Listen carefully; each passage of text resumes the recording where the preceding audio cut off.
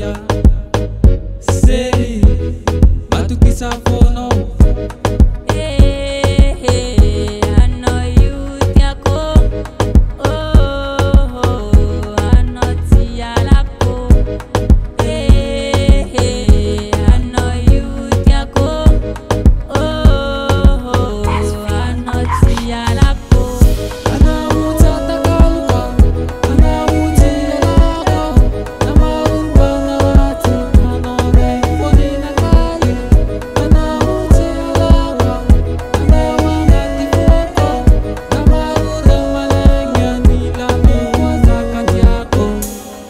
Fatondo maleng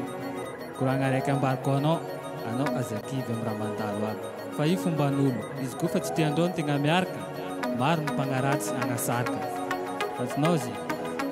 anao courage fa za tsy sarika aminao efa anao raiky fogna anatin'ny foanakazy ana raiky fa tiako ana raiky safidiny koko na dia maro